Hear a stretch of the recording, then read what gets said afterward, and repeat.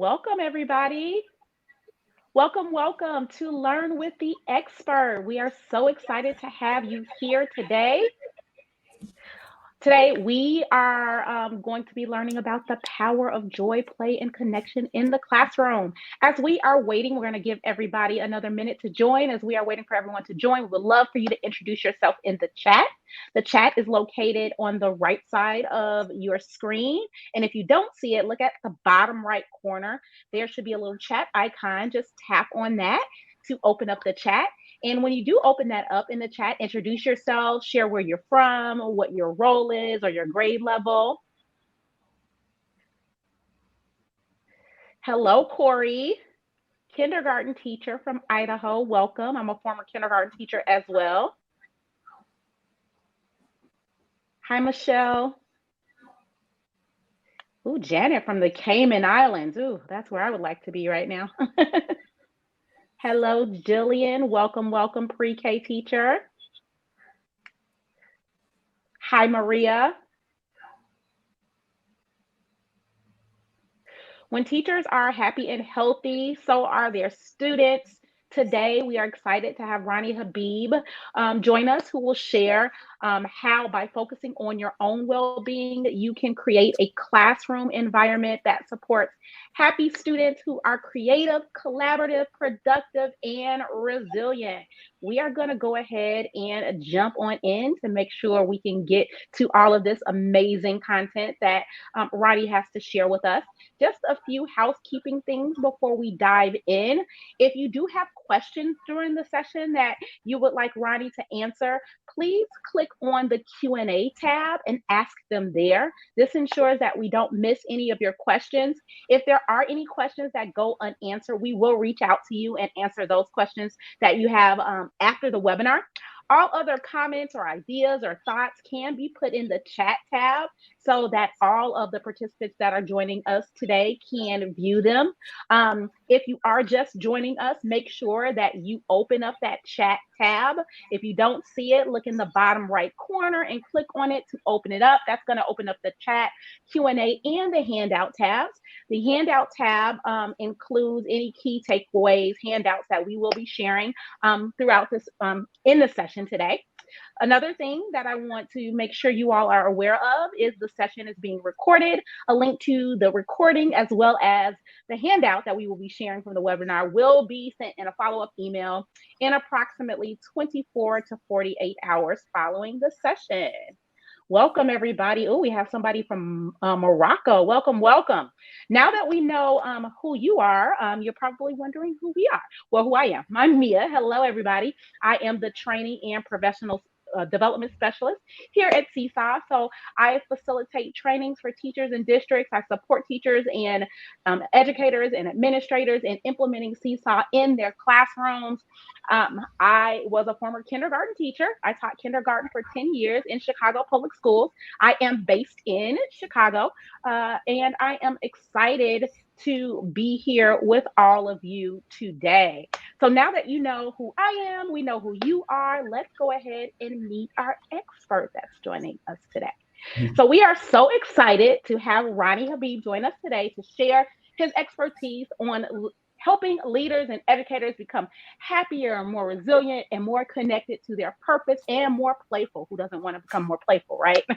He is the founder of EQ Schools, which supports schools to build cultures that put the well-being and emotional intelligence of students and educators first. Early in his career, Roni struggled with the high stresses and demands of teaching, even losing touch with why he wanted to be a teacher in the first place.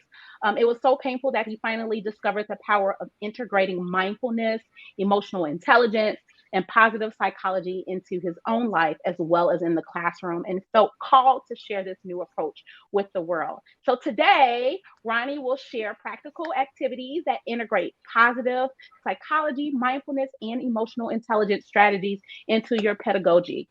You will see how these activities lead to a more supportive and caring relationship in the classroom, and how this gets our students' brains more ready to learn. We'll also delve into the importance of our own well being and learn how to self regulate. And we'll also learn some mindset tools to help us face the daily challenges of being an educator. So, Ronnie, I cannot wait to go ahead and get started. Thank you for being here today. Mia, thank you so much for this gorgeous introduction. You're really good at what you do. Clearly, it's really nice to be here with you. It's so amazing to see everyone on the chat, people from Morocco, Australia, we have people from Canada. I love it. I love it. It's such an honor to be with you all here. I'm going to just share before we delve in, just know that in the chat right now, I am going to put a link to all the slides for today. Okay, so if you want all the slides, you can just click on that link and you're going to be able to see all the slides. Now, I'm going to go back and forth between my face and my slides, from time to time, but just wanted you to know that it's, for me, such an honor for me to be here with you all. Thank you for taking the time to be here. I want to start by saying just thank you from the bottom of my heart for what you do on a daily basis. I mean, the fact that you're here clearly shows how much you care about your professional and personal development, which is huge. It says a lot about you as a person, okay? But I also just want to say that I deeply appreciate what you choose to do on a daily basis to support your kids, to be there for them, especially in the last 2 years. Wouldn't you agree? We kind of been through a little bit of a shitstorm, okay, in the last 2 years.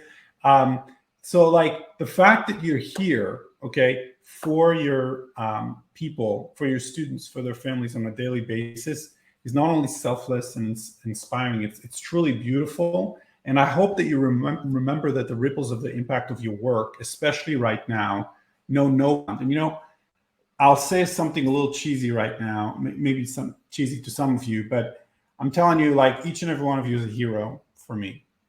And you may say, well, Ronnie, I'm no hero. I'm just doing my job because I love my job. And I imagine you do it because you love it. And on the one hand, it's true, you are just doing your job. But on the other hand, who's shown up for kids on a daily basis over the last 2 years and this year? So just wanted to start with a big heartfelt thank you. Now, my intention with our time together is to give you very practical tools that you can use in the classroom with kids, like right away. I want to give you practical strategies to support your own resilience and well-being and personal development. And I want to have some fun, y'all. Okay, can you, like, in the chat, if those things sound good to you, can you give like a thumbs up, or can you be like a hell yeah, let's do it, or like let's do a little bit of interactivity in the chat? You know what I mean? Because I'm just kind of speaking to myself here. It's a little weird, but it's all good. So just like connect with me in the chat, say awesome, I love it. There you go. Cool. So if it's okay with you all, I'll just very briefly share the story about like why I'm doing what I'm doing and why I'm so passionate about this work. I love it, you guys. Thank you so much on the chat. Awesome. So I'm the founder of EQ Schools, and we're a company that bring, mindfulness, emotional intelligence, and positive psychology training to educators such as you. And again, thanks so much on the chat. It's awesome. Now, I speak all over the world, primarily in California, but really all over the United States and all over the world. And I live in Santa Cruz with my 2 amazing kids, and I freaking love my life, okay?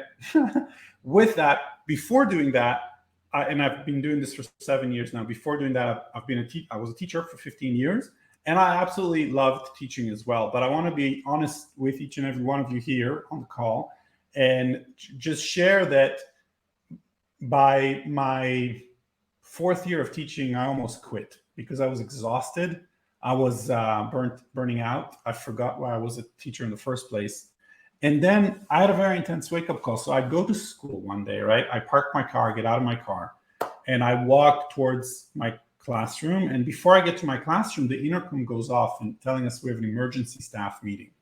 So I'm like, all right, I'm gonna, like see what's going on. So I go and sit down, and in comes the principal, and she tells us that she looks at us totally distraught, and she tells all of us that one of our students committed suicide. And it was a very big school. It was 2,000 kids in Palo Alto. But when she said the name, it was my student. And I have to tell you all, like, that moment broke me.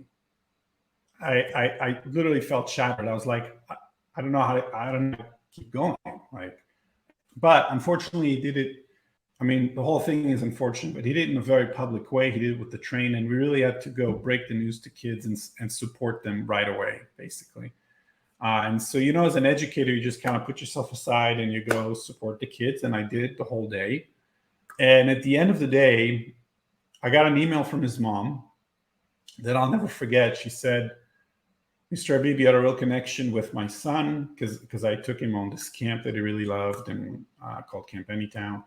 And she asked me to speak in his funeral. She's just, he had a real connection with you. Will you please, So of course I said yes.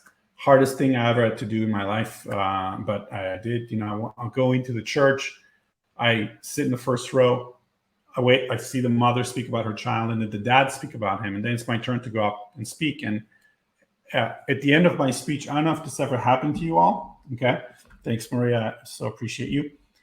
I don't know if this ever happened to you all, and this might sound a little bit like United States, Northern California, Santa Cruz, tree huggy hippie. Okay, but I literally had a voice, I felt like I'm channeling for me, that told me if I'm going to continue to be an educator, there was nothing that was going to stop me from putting my students' well-being first. Nothing. I was going to teach them how to be well, But the thing is that I was not well. And you know how kids can smell bullshit from a mile away? You know what I'm saying? So like I had to do a lot of work. I actually saw a therapist. I started really delving into like my mindfulness work myself, and I actually ended up having a lot more energy. I was more connected to my purpose. I was excited to go to work, and I love what I'm seeing here in the chat. It's beautiful. And all of a sudden, my students like literally thought I was on something, because I was more connected to my purpose. I was excited, and I created this course called Positive Psychology. And I was praying that 25 students would sign up because, you have to have the numbers. You have to have 25 because it's an elective. And 107 signed up, which was amazing to me. It blew my mind. And so I taught this course for 4 years. I saw hundreds of kids behaviorally shift in front of my eyes, and basically realized at that moment that a lot of the things that I'm doing that I'm going to show you today, improv games, connection rituals, mindfulness practices, these are things that we can do with any class that make teaching actually easier and more fun, and allow the students to feel better and more well. So I started doing that. That's how EQ Schools was born, basically. And 7 years later, here we are. So that's enough of me just talking to you.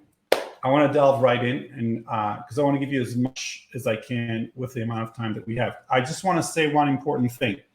That while this is a webinar style Zoom kind of keynote, I just want to say it's still very interactive.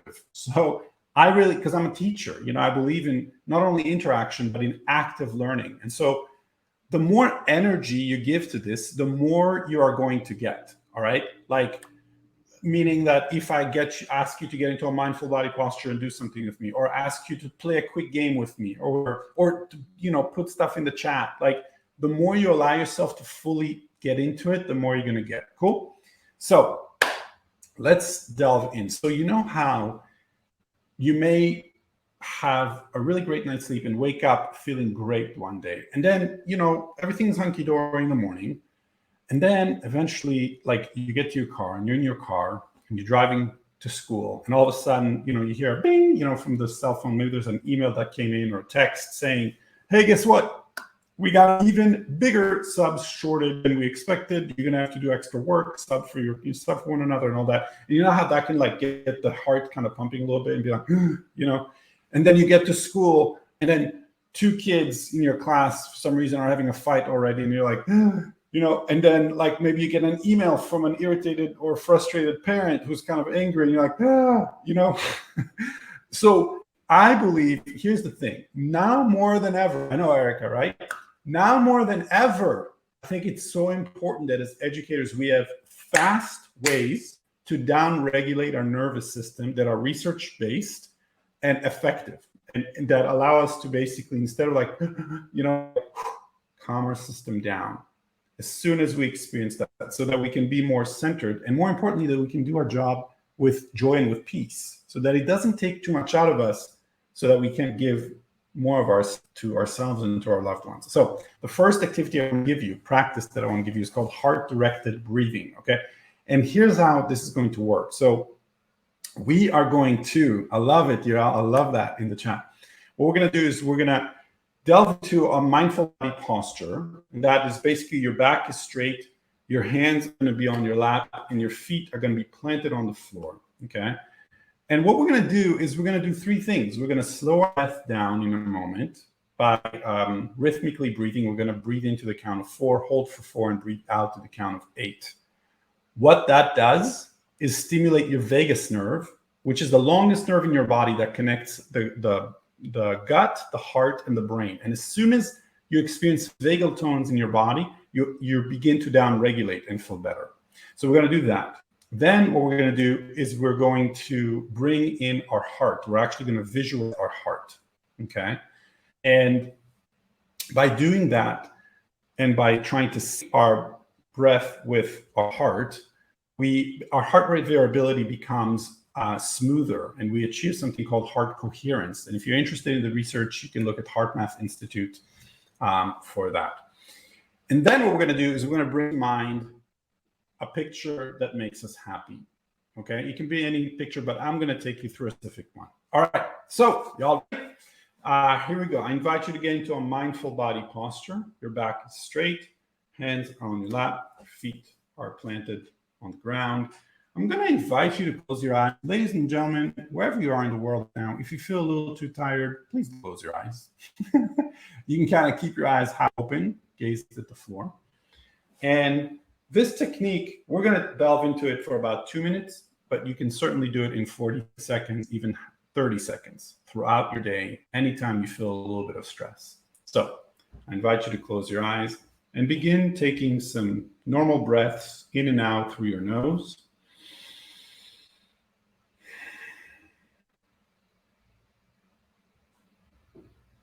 In a moment, I'm going to invite you to very gently begin to engage in rhythmic breaths. But for now, just take a moment and notice your feet on the floor. Just notice how they feel.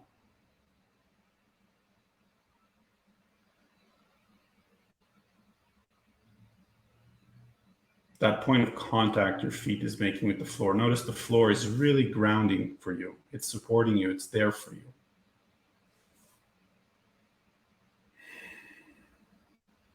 I invite you to take a moment and notice how your back feels against your chair. Just really take a moment to give yourself a moment of peace. You know, each and every one of you deserves, at the very least, a moment of peace every day. So give yourself that moment just right now.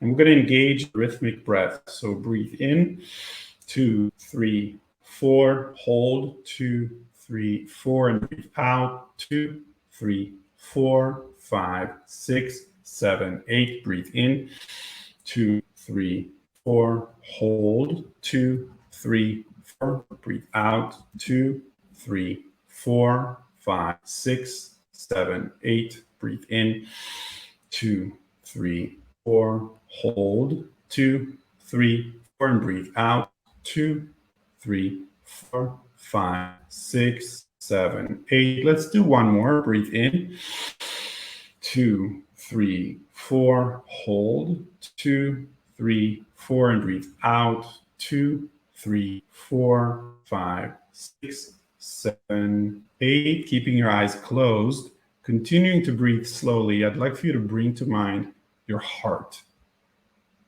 Visualize the heart for a moment. Imagine it beating for you. What's amazing about the heart is it was given to you before birth even. As long as it beats, you live. It's working so hard for you and we don't even know it. See if you can find some gratitude for your heart now. And imagine every time you take a breath in, oxygen goes directly into your heart. Every time you breathe out, oxygen's coming directly straight from your heart. And let's do about 2 or 3 of these breaths together. So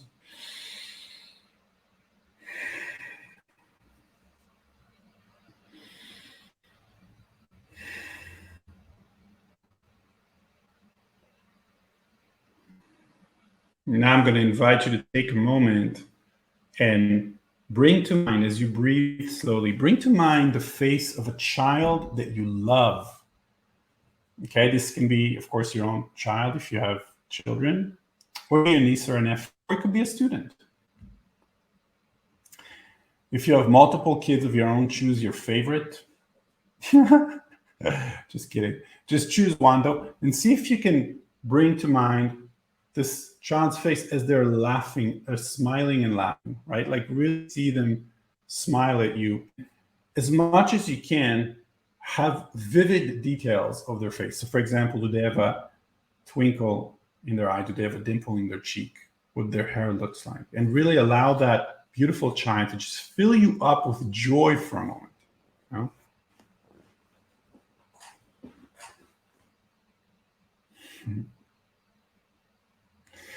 And now, when you're ready, what I'm going to invite you to do is I'm going to invite you to come up with an answer to the question I have for you. And my question is this. Don't think about it too much. First word that comes to you. As you look into this beautiful child's face, what do you want the most for them in their life? What do you wish the most for them? Okay. Just notice what comes up.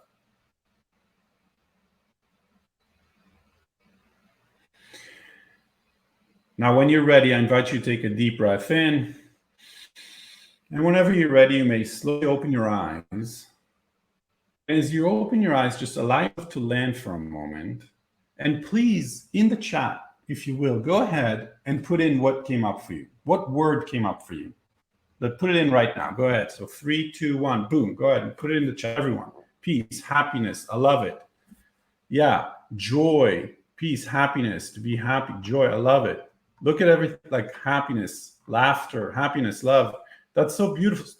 Notice that the vast majority of us, look at this, carrying joy, peace in the heart. I love this. It's amazing. You know, I asked this, look at the chat. It's just like blowing up. I asked this to thousands of people all over the world every single year. And it doesn't matter where I am. I could be in South Korea, I could be in India, I could be in Kazakhstan, like all these places I've been to. When I asked this question, the vast majority of adults say that what they want for their kid is happiness, just happiness, you know, and well-being, some form of that. And by the way, if you didn't say happiness, you're still a wonderful person, all right? But isn't it amazing that that's what we want the most for our kids? And when it comes to school, happiness can kind of get shoved aside sometimes, you know? But we all know that when we give kids and adults, right, the tools to be well, academic achievements only improve. Now, here's the thing, though. The research shows that it only works when the adult in the room, when you are able to experience that as well, well-being, resilience, and actually model that to the students. And I bet you that if I ask your parents to do the same thing, they would want the same for you. But it's so easy for us as educators to put our well-being all the way to the end because we love to give. And so my main message to you is this, like when you feel better and when you invest in your wellness and your resilience, it's not just about feeling better. You actually become more productive, more creative. Exactly. You cannot give what you don't have. You actually become more attuned to your students. You become a better teacher. Your performance is higher. Okay. And so I'm going to share on the chat one more time the link to all the slides. You can just click on this link and you should be able to get all the slides. Now, what I'm going to do next is I'm going to show you my slides because I want to show you this acronym that I came up with called RAMP. Okay, now actually I'll show you my screen. Sorry, not my slides, my screen. And so this acronym basically has 5 elements to it. Now I know RAMP is a 4-letter word. I get it, but you got to make it work. Okay, so when you invest in these 5 elements in your life, okay, you not only increase your base level of happiness, you'll become more resilient and you become a better teacher as well.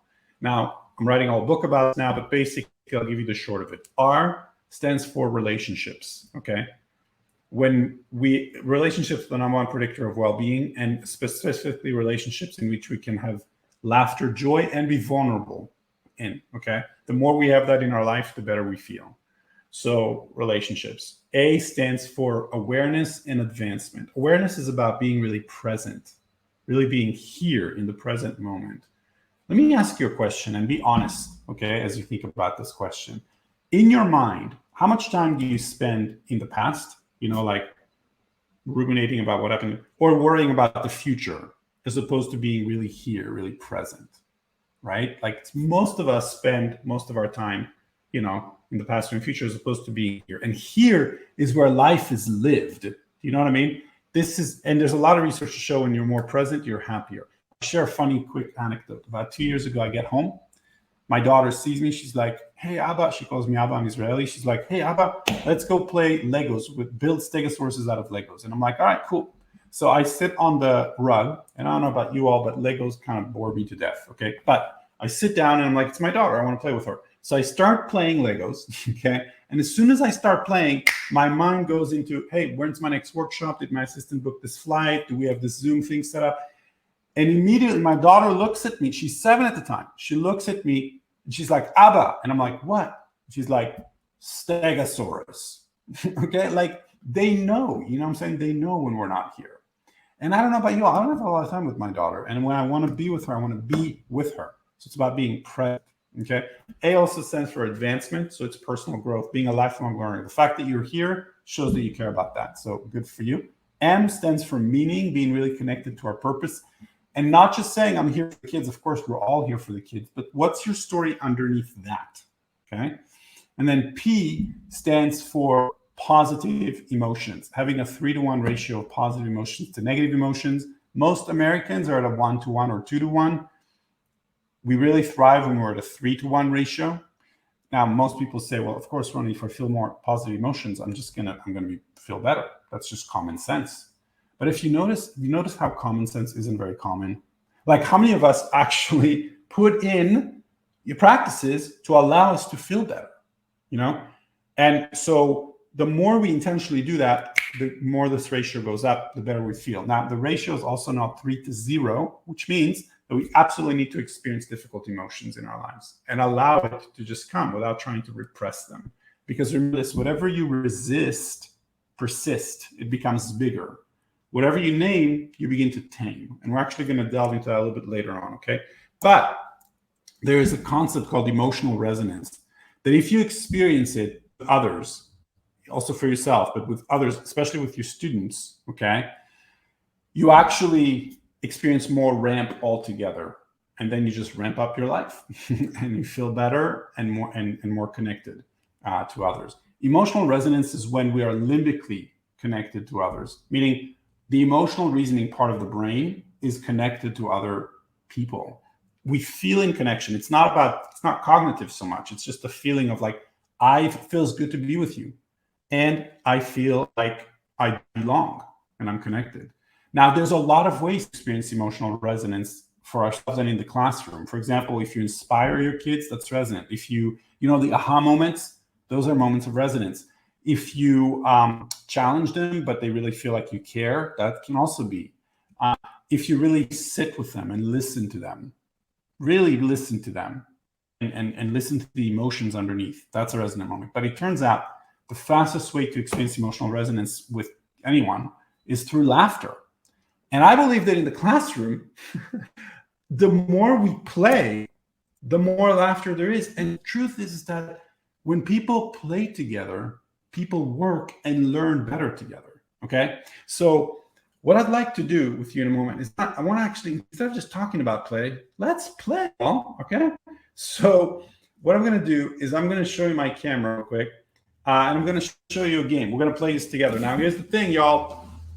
Okay, I told you, the more energy you give this, the more you're going to get. I'm about to have some fun over here. I hope you enjoy me in having fun and play this game. Are y'all ready? Here we go. So, yeah. So I'll just go through it real quick because I'm seeing people in the chat being like, what is R? What is RAN? R is relationships. A is awareness and advancement. So awareness is presence. Okay. And advancement is personal growth. M stands for meaning, and P stands for positive emotions, and having a 3-to-1 ratio of positive emotions to difficult emotions. Okay, cool. Awesome. So it looks like some people are ready. So it's awesome. I hope all of you are. We're going to play a game called the signature game, folks. Now, here's what I want you to imagine. Okay. I want you to imagine for a moment that you are an amazing artist, which you probably are anyways. And you're asked to draw a painting. Okay. And so you draw a little painting and people love it so much. They're like, hey, could we get your autograph? You do that. And so like, pretend for a moment that your finger is a pen and you're gonna do your autograph. Now, you're gonna do your autograph with pizzazz, all right? You're gonna be like, I'm amazing. I'm an amazing artist. So I'm gonna do my autograph with some pizzazz. So here's mine. Boom. Okay, Ronnie at the end, there's an eye. Okay, so on 3, 2, 1, we're all gonna do it together. You all ready? Here we go. 3, 2, 1, do your autograph. Boom, beautiful. Now, your career just took off and people want you to draw bigger paintings. And now you have a brush. So they want you to do your autograph with a brush. So take out your brush. It's your whole arm, right? You all ready? 3, 2, 1. Let's do it together. Here we go. Here's mine. Boom. Okay, cool. Now they want you to draw a mural and they're like, yo, we love the mural, but we love your autograph even more. So will you do your autograph with both brushes, 2 brushes? And you're like, sure, I'll do it with 2 brushes. Are you all ready? Do it with me. Here we go. 2 brushes. Our signature. 3, 2, 1. Boom. Okay, very good. Now what we're gonna do. Here's the thing. You're completely are taking off, and people are like, yo, we love the drawings, but what we love even more is your signature. Okay. And so could you do your signature in this new, really fascinating way? And you're like, sure, I'll do it. And here's your idea. You're going to do your signature in a moment. We're all going to do it together. We're going to stand up. We're going to do our signature with our hands and legs and our hips. And we're going to look amazing doing it. Brenda, I love it. Are you all ready? Here we go. Let's do it all together. Just follow me. Here we go. So, oh, hold on. My head's cut off for a moment. Here, we're all good together. 3, 2, 1. Here we go. Do your signatures. That's mine. Very good, very good. Now, here's the thing. Stay standing. What we're going to do, stand standing. Hands and legs and hips. I'm going to play some music, all right? And we're going to clap it out a little bit. Okay, you're going to follow me. Then we're going to do our signatures 4 times. Then we're going to dance a little bit. Then we're going to do our signatures a little bit more. And then we're going to clap it out. And then we're going to have a seat. We're going to have some fun. I want you to just have an amazing amount of time doing this. Let's be kids a little bit. Let's just do it. By the way, kids love it in the classroom. I would recommend doing it with them. Here we go. All right, here we go. Here we go. Okay, let's clap it out. Let's clap it out. Y'all ready? Here we go. Yeah, here we go, Mia. Here we go, Tracy. Yeah. Yeah, here we go. Woo! Okay, go. 3, 2, 1. Do your signatures. Here we go.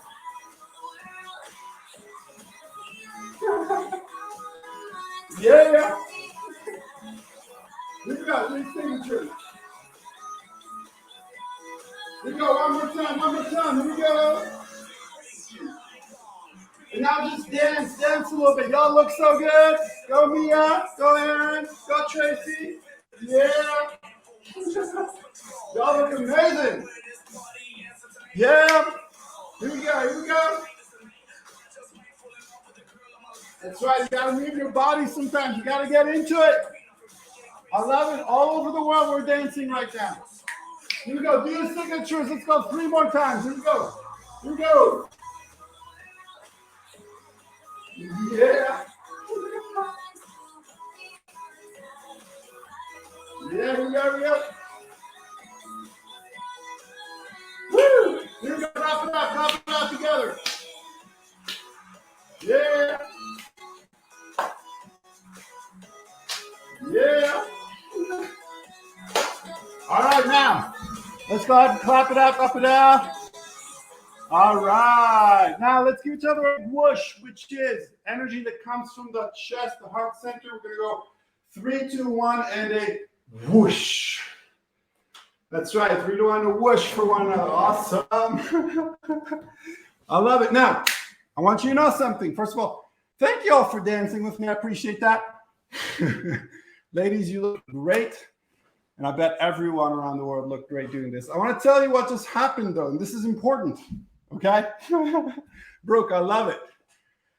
So what just happened is each and every one of us who danced and moved our booty, moved our body a little bit, experienced a dose of dopamine, oxytocin, serotonin, and endorphins. All hormones that make you feel good. And yes, kids love it. They will love this when you do this with them. And they'll love dancing to any song, okay? And what's amazing about it is when we feel these hormones rushing through us, when we dance with others, we feel like we belong, okay? And what people want the most in life is to feel seen and to feel like they belong. Now, I want to just share with you that there are hundreds of these games, okay?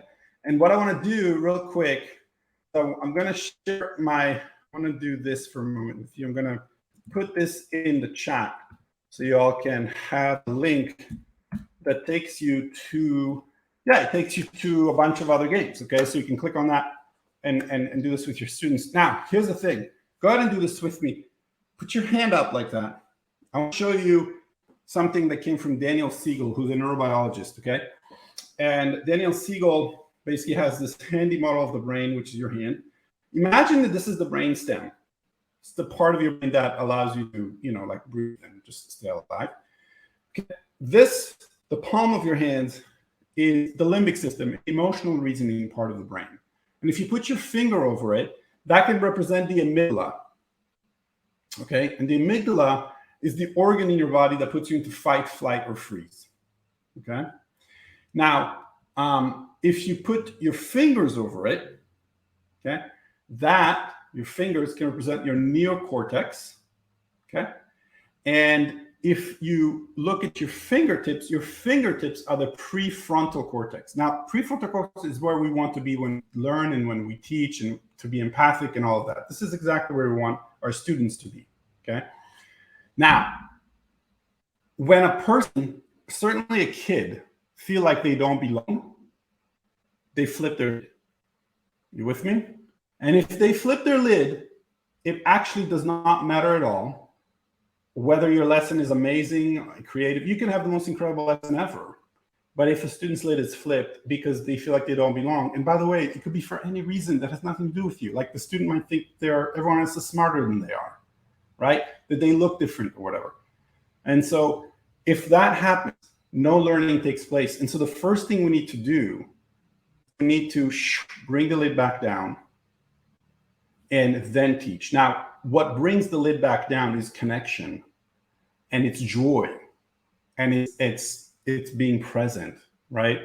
And so a little game like that, because you think about this, a little game like that allows everyone to be here in the present moment together and feel like they belong. Think about it. Your kids are coming to you from different places. One kid just played video game for 3 hours. Another kid ran to school without having breakfast. Another kid just saw their parents fight. You know what I'm saying? They come from different places. And so when we take a moment and play a quick game to infuse with joy and resonance, the lids are down. And actually, they're a lot more ready to learn. I'll share one more thing with you. Barbara Fredrickson, University of North Carolina, she's a psychologist there.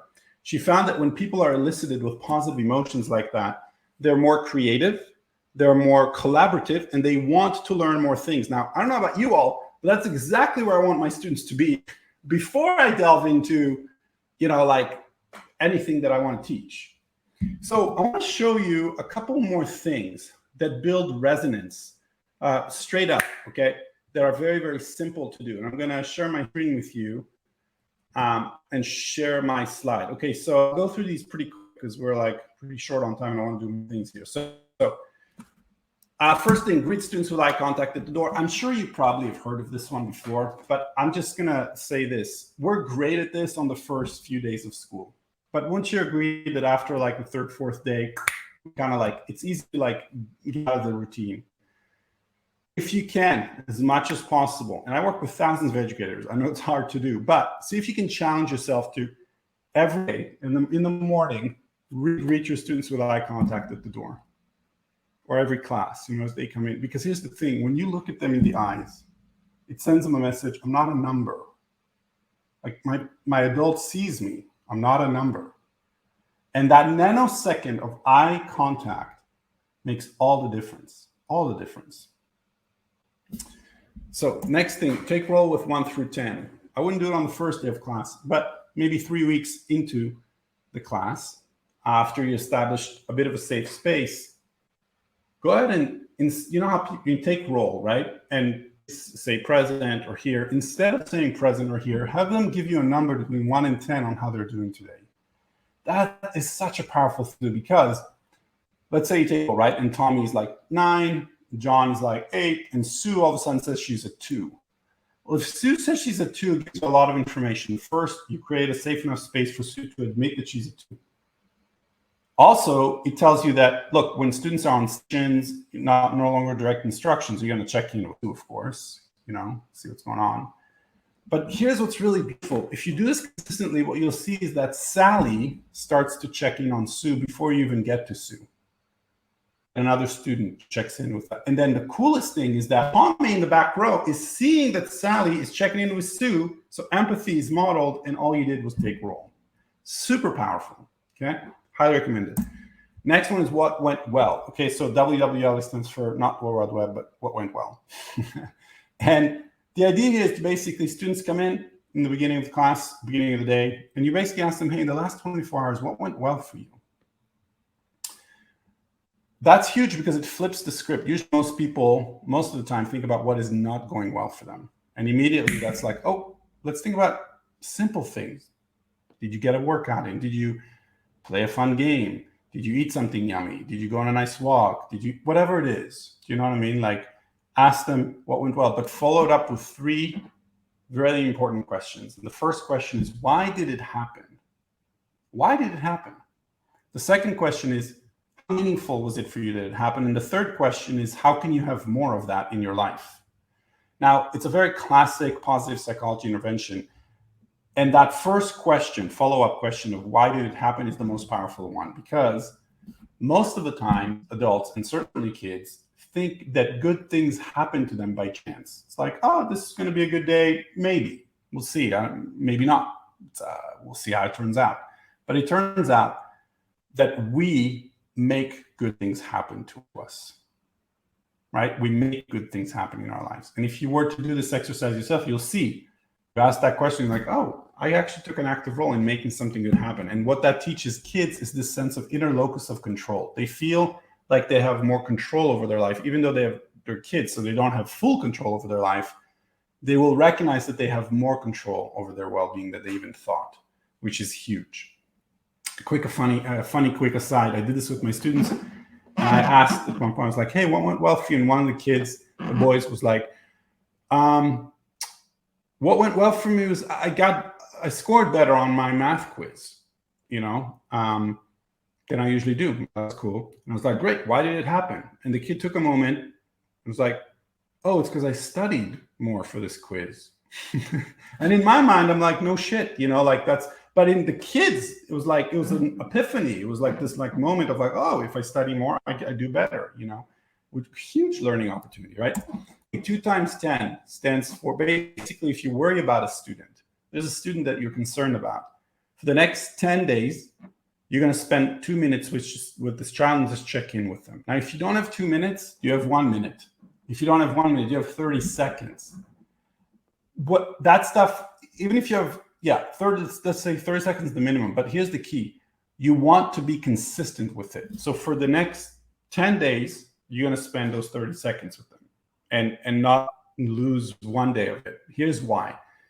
The consistency is really important here. And the reason for it is because there is a very powerful research study that showed that when kids know that one adult in their life cares about them, their risk of maladaptive behavior goes down by 60%, which is astounding to me.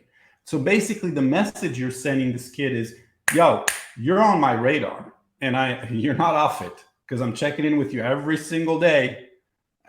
Didn't forget about you. I see you. And that's huge. And I have to tell you, sometimes I lay in bed at night, late at night, and I wonder sometimes, I'm like, hey, if I did this with my student, I mean, would the tragedy have happened? Maybe it would have, I don't know, but I do know that this has been very helpful to my other students as well. So, and then, the last thing you could do that's very easy to do to establish emotional resonance is to show a funny clip, that's appropriate for the kids, like maybe even the one I'm showing you right now.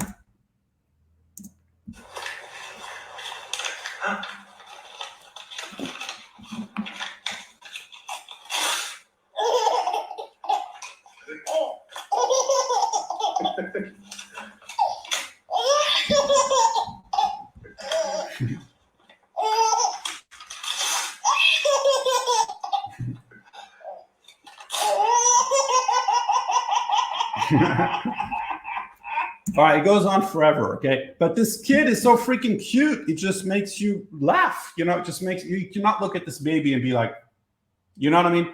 And again, it's about bringing joy into the classroom, right? Because those things you learn, I love this quote, those things you learn without joy, you will forget easily. I want you to think about this. Like, let's be honest with ourselves for a moment, okay? What was your favorite class in school? Like when you were a kid? Why was it your favorite class? Was it because of the subject or because of the teacher? Or maybe the kids who were in the class, right? It's the relationships that make us love the class. The environment makes us love what we do, right? This sense of feeling seen and the sense of feeling joyful. And it's interesting, in California, there's the CSTPs, which is, like the California teaching standards. Every state has them, every country has them around the world, right? And in Finland, it turns out that in their standards, when you look at their teaching standards, there's actually a standard that says, is there joy in the classroom? They look for it, which makes a lot of sense to me. And so as much as you can infuse it for yourself and for kids, it makes teaching easier and more fun. Okay, I want to delve for a moment to do a practice on gratitude, because gratitude is another way to really not only increase our base level happiness, but then when we share our gratitudes with one another, then we, even by the way, through a chat like we're about to do, that alone can create resonance as well. But if you do it in the classroom with students and they share their gratitudes, you'll see it's just like it just bonds people right away. So I want to do something with you all real quick. I'm going to stop sharing my screen for a moment so you can see me for a sec, because I'm so gorgeous. All right, no, just kidding. But I want you to do, here's what we'll do. We're going to delve into a gratitude exercise. And I just want you to know that the reason that we do it is because when you're grateful, you cannot be afraid. When you're grateful, you cannot be fearful. When you're grateful, you cannot be angry. And that gratitude is one of the things that allow us to really powerfully physiologically shift. Okay. And actually, there's also a lot of research to show that it can actually increase our base level of happiness. If we write in our journal 3 things we feel grateful for.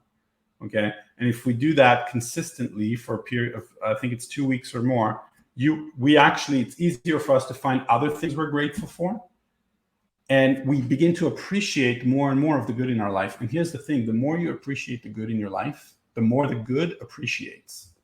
More good things begin to happen to you. And so I want to do this with y'all, if you don't mind. Go ahead and get into a mindful body posture with me again. And I'm going to invite you to kind of put both your hands, again, on lap, feet on the floor. I invite you to close your eyes. And I invite you to take a moment and sink into a breath that allows you to feel more at peace.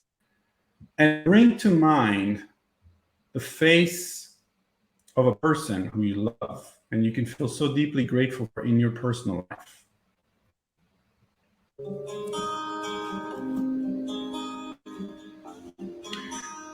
And I want to ask you something. Why do you feel grateful for them?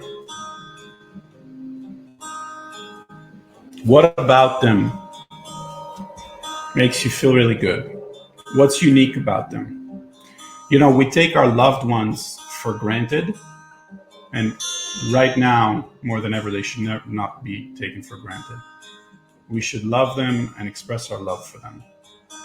So I invite you to take a moment and recognize how lucky you are to have this person in your life. Take a deep breath in and sink into that gratitude and bring joy into you. Let that gratitude seep through your pores, through your tendons, through your muscles, into your heart, and allow it to just feel good.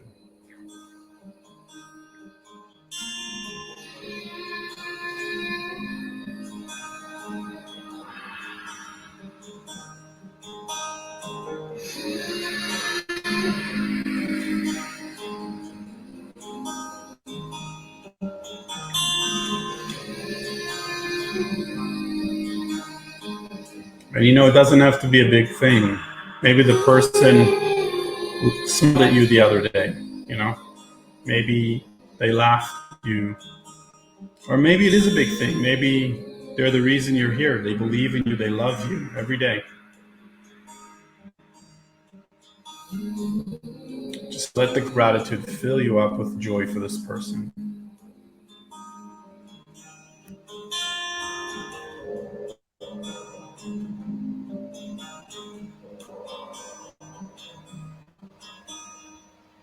And just stay with it for a moment. Just stay with it for a moment, taking a deep breath in. I invite you to take a moment, find this person. Maybe it's your mom, maybe it's your dad, maybe it's your partner, your lover, maybe it's a wife, husband, maybe it's your child. And just take a moment and in your mind, envision giving him a big hug. Just give him a big hug, bring him close to you, and just loving them up. We all can use a lot more love right now in the world. They could use that, you can use that, we can all use that. So allow that hug to just fill you up with just joy and happiness right now.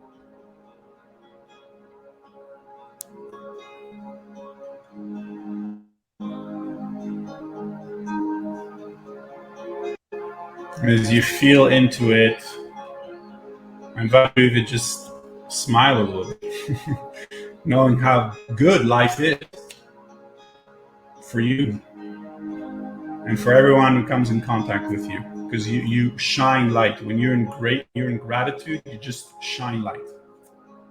And I love what I'm seeing in the chat already. So I invite you to take a deep breath in.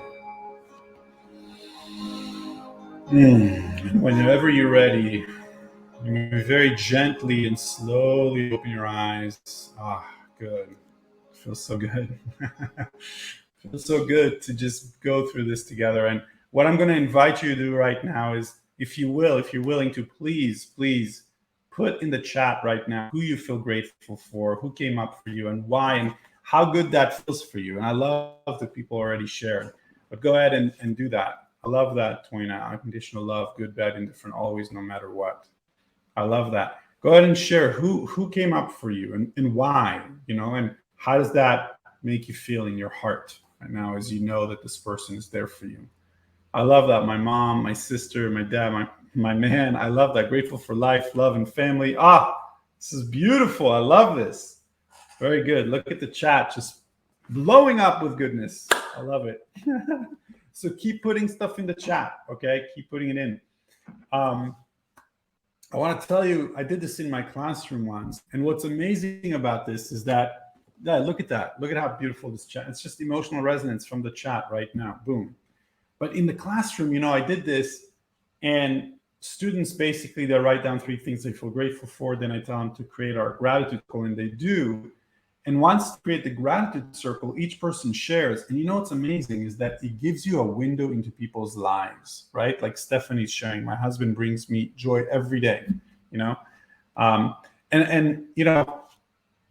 for my students, initially at first it was like, I'm grateful for, my Xbox, I'm grateful for my Wii, I'm grateful for whatever, you know what I mean? But eventually when you give them enough direction, you're like, hey, who is someone you feel grateful for? What are you grateful for, about in your home or about your body? What's amazing is, they come up with amazing things. And one of my students, shared one morning that she was grateful that she had food this morning. Now, this was in Palo Alto. It's a very affluent place. Two of the boys didn't get it. They're like, oh, I always, always forget to eat my breakfast. I'm always hungry. And the girl was like, no, like, I'm grateful that I had food this morning and in my fridge.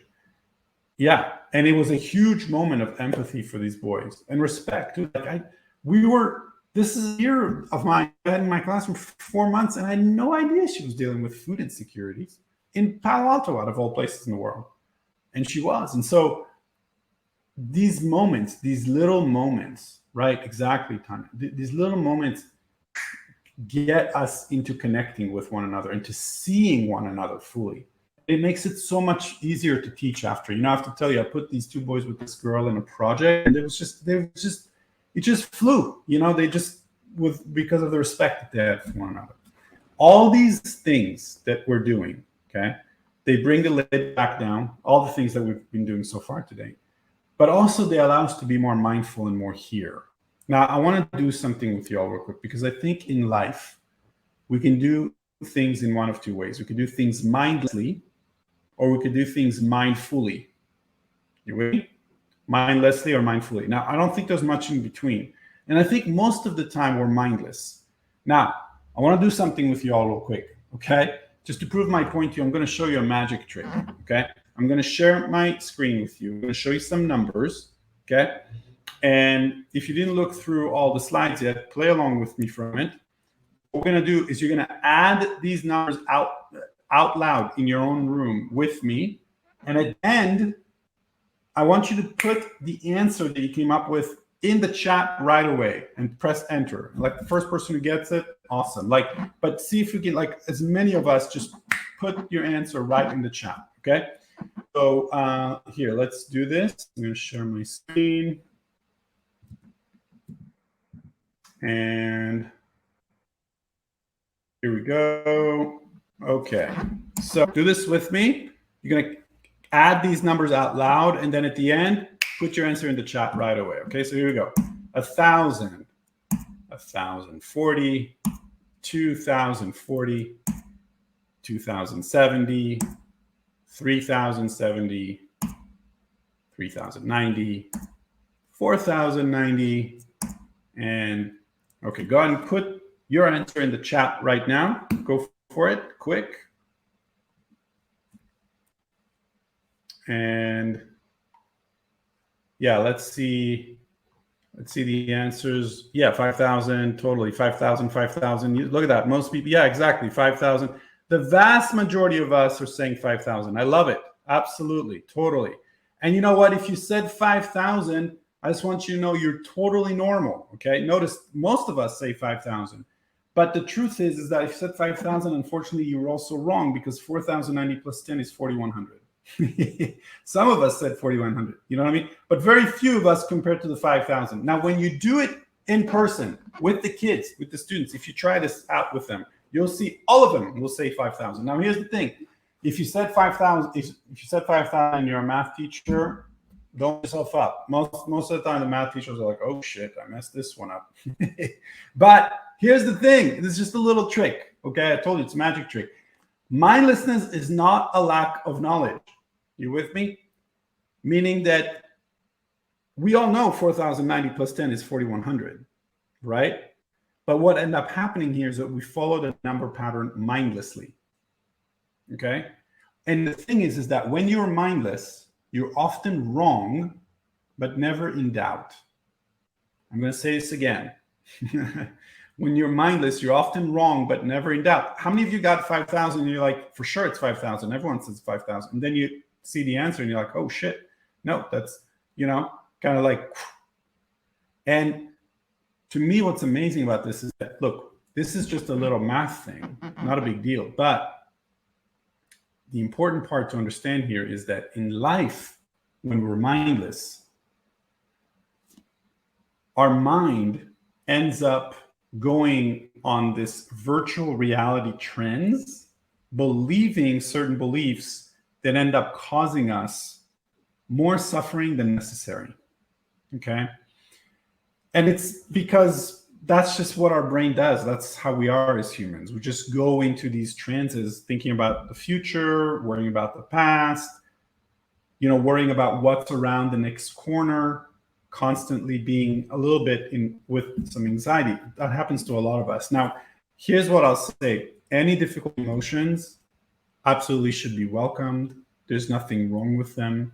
It's okay to bring that in, but we need to be able to really take a moment and be honest with ourselves as to how much awareness do we have, mindfulness, you could say, awareness about what is actually happening right now in our brain. And the reason for that is because, you see, our brain, man, it's such a fascinating organ, but there's two things that you need to know about it. The first is that it has a negativity bias, right? Like, you give your students 30 evaluations at the end of the year, and 28 of them come out amazing. They love you. They're like, this is the best teacher ever. 2 of them are not the best. Which ones do you focus on? Right? We focus on the 2 that are not the best. Why? Because we have a negativity bias. Because our brains are not made, they're not designed to make us happy. They're designed to make us survive. And so we need to very intentionally and consciously build more positive emotions into our lives by positive practices, but also just noticing like, hey, is what I'm worrying about right now, is what I'm anxious about right now, is it real? Is it true? Do I have to actually take a moment? Do I have to go into that right now? Or can I just take a deep breath and land and be here and realize that any stimulus that happens to me, it doesn't matter what it is. It could be like a student misbehaving in class. It could be your partner rolling their eyes at you. It could be a nasty email from a parent, whatever it is. Between any stimulus that happens and your response to that stimulus, there is a space. Okay, Viktor Frankl said that. And in that space lies our power and our growth to choose how we're going to respond to it. But here's something that's really, really critical for you all to get and understand. And our time is almost up, but I want to do one important thing before we end and maybe do some Q&As. But you have to understand that the brain, not only is it designed to make us survive and not necessarily happy, and has this negativity bias, it also has this thing in it that I call the inner critic. Do you know what I'm talking about? Like that voice that tells you that you're never enough, no matter what. I call it also like the itty bitty shitty committee. Do you know what I'm saying? Right? That voice that basically is like, no matter what you do, like it tells you, like, the message is like, all your colleagues work harder than you, or like you're never, you're not good enough in this way, or you're not inspiring enough for your students, or that, like, let's say everything's hunky-dory, at work, and all of a sudden this voice is like, you're doing great at work, but you could really be a better mother, right? That stuff happens all the time. And the truth is, folks, is that this part of our brain feeds us something called cognitive distortions. It's actually distorting our reality and feeding us wrong thoughts that make us feel bad. And so what's key is to be able to basically go to your inner critic, have an awareness. This is happening. Go to the inner critic and say, hey, inner critic, listen up. I know you're here to try to protect me. Okay, that's right. It's exhausting. And really, we don't have to play into it, right? You can basically be like, listen, I get it. You're here to try to protect me, inner critic. I'm going to give you a hug now, and you're going to go to the back seat because I get to drive this car, right? And when we do that, we can feel a lot more at peace and more relaxed. Now, I'd like to try something with you all right now. Rira, I love that you're here. I love South Korea. I support some schools there. It was great. So I want you to think for a moment right now about a thought that your inner critic feeds you sometimes. So like, in one way or another, a thought that tells you that you're not enough. We all have them, by the way. So like, you definitely are not like special if you have it. I'll give you an example. For me, you know, like very often, like my inner critic comes in and they're like, oh, you're not a present enough dad, you know, because you travel a lot for work or do this, you know, all that stuff. And it's like, that's bullshit. I actually am very much a present dad, and I am a pretty damn good dad. Now, I'm not a perfect dad. No one is a perfect dad. I could be better, of course, but I'm not going to buy into the bullshit. You with me? And sometimes you see these beliefs, they keep us small, and they're heavy. They don't allow for your light to shine fully. So I'm going to invite you to, for a moment, take a moment and think of a thought that your inner critic feeds you. And go ahead and get into a mindful body posture with me for a moment. Close your eyes. And as you close your eyes, I'm going to invite you right now to face your inner critic, however it looks, and to basically tell this inner critic, hey, okay, I've heard this over and over from you. But you know what, inner critic? I'm going to choose not to believe this right now. I'm actually going to choose to believe something else. And I know you're trying to protect me. So I'm going to give you a hug. And you can relax with me. And you can go to the back seat. And what I'm going to choose to believe is the opposite of that belief. Now, do me a favor. Even if it doesn't feel totally true to you, do this for a moment. Okay? Do this for a moment. Take a moment and believe the opposite of that belief. So for example, if it's I'm not an inspiring enough teacher, the opposite belief is I absolutely am an inspiring enough teacher. I'm not a good enough, you know, mother. No, I absolutely am 100% good enough. You know, I don't work hard enough as a colleague. No, like when I put my best into it, I work hard enough. The bottom line is this: I'm enough. No matter what. And my best is good enough. And I invite you to really take a moment and sink into that and actually believe it. Because when you do, what you're going to notice is that belief is going to start to shift your physiology, and you're going to start to notice that your body literally feels lighter. It's nicer, it's easier to be in the world, knowing that you don't have to prove yourself. It's okay. You're enough, and you absolutely should be loved for who you are, no matter what. Not for what you accomplish, not for how many kids you teach, not for any of that, simply because you are. And I invite you to take a moment, and with me, you can even have your eyes closed. I invite you to bring in a really loving, compassionate energy to yourself, and to basically tell yourself, I'm here for you no matter what. I'm always here for you. We're going to get through this together no matter what. Even if I'm a little afraid, have some anxiety around my class this year, I'm here for you. We're going to move through this together. We're going to move through this together. I'm never leaving you. Never. I'm always here. And you are enough. You're more than enough. No matter what. Because that's the truth. That is the truth. And so I invite you to sit with it for a moment. Just sit with it.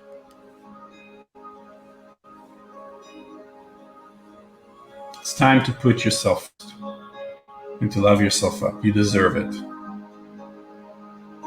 Because when you're at your best,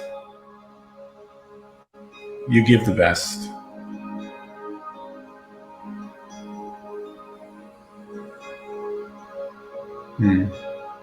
I love what I'm seeing in the chat too, but I'm going to take about another 30 seconds just to sit with that and to feel it.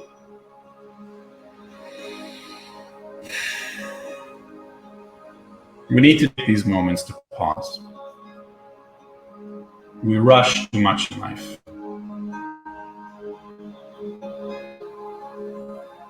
And sure, there's always room for self-improvement, but there's ways to do it from a really gentle, self-compassionate way that leads to more improvement anyways. Yeah. So go ahead and take a deep breath in with me. Ah, beautiful. And whenever you're ready, you very slowly open your eyes and take a moment to just love yourself up, give yourself a hug even. Mahalo, Claire. I love it. Thank you so much for what I'm seeing in the chat. Listen, before we end this, I just want to say a couple of things. The first, it's been such an honor to be with all of you today, and such a joy for me. You know, this is like such a special opportunity that so many people from all over the world could come together and do this work together, because this is the work, y'all. The inner game, you know, like the personal development work is really the deeper work that we all need to do in order to show up as our best self for ourselves, for our kids, and for our loved ones. So I just want to say that if you, I would absolutely love to continue this journey with you and with your school, wherever you are. I speak all over the world, as I shared with you earlier. If you want to be in touch with me, I put all of the information in the chat right now. My email. You can go to my Calendly link and you can just schedule a time to meet with me. We can chat and we can see how I may support your school. You can even just go to EQ Schools and click on Let's Talk. And you can also, in the slides, you will see that there's a slide with my contact information. But again, if you want to be in contact with me, eqschools.com, click on Let's Talk, and we'll do that. And again, I'll put it in the chat again. I'll end with one thing. I'll end by saying, may you be happy, may you be healthy, may you be at peace, and may the work that you do come back and pay you 1,000-fold in the form of love, connection, joy, and abundance. It's been such an honor and a pleasure to be with you all. I'm sending you a big whoosh, 3, 2, 1, and a whoosh. And thanks again. Have a wonderful day. Yeah. Thank you so much, Roni. That was absolutely amazing. I mean, I needed this just like you all needed this as well. It really resonated when you said, when you are the best, you give the best. So really pushing away all of those negative thoughts from your inner critic. That was amazing. Thank you so much for joining us. I do want to share with you or let you know that Roni has curated an amazing handout for you with various mindset tools that will support you in maintaining your own well-being so that you can create a classroom environment really that supports happy students who are creative, collaborative, productive, and resilient. So again, you will find the link to this handout in the chat. And we do have one goal for you before you leave us today. We really hope that you leave this webinar ready to prioritize your own well-being and your positivity and your happiness.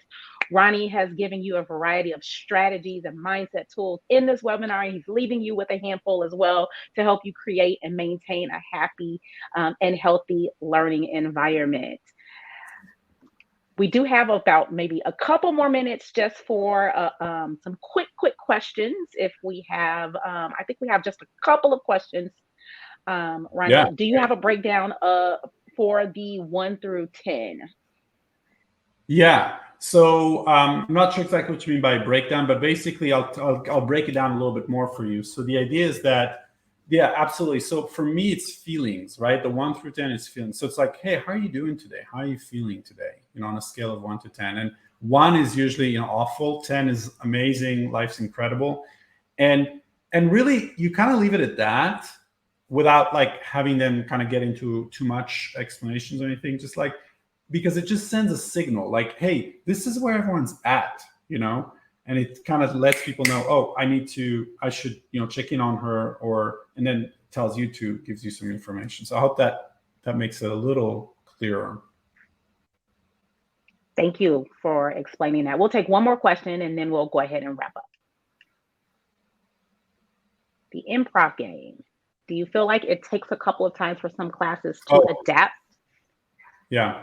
That's a great question. I love that. Imari, that's an awesome question. So I'll just share real quick. I was actually afraid to do these at first with my students because I was like, I'm worried that hate it, you know. They freaking love them, okay? And they actually love mindfulness practices and gratitude circles too. But it's one of those things that's interesting. I find that if you click on that link that I shared with you, I'll put it in the chat again.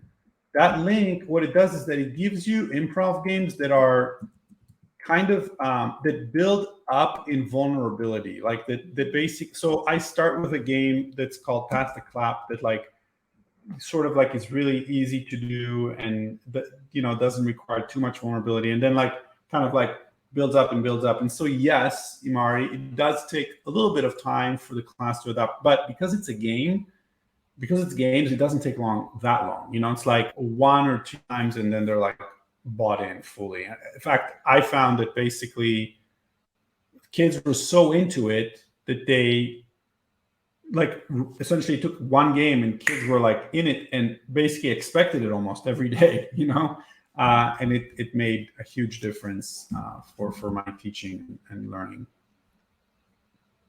Well, thank you for answering those questions. And if there are any questions that we didn't get to, we will make sure that we reach out to you after this webinar. We do want to thank you again, Roni, for joining us. And we welcome everyone's feedback. So please, we're going to drop a feedback form in the chat. Make sure that you complete that form so that we can continue to bring you amazing sessions like this and continue to cater future sessions to meet your needs. Awesome. Also, to learn more from Roni and stay connected with him, you can find him on Twitter or follow the contact information on the handout. And here it is again.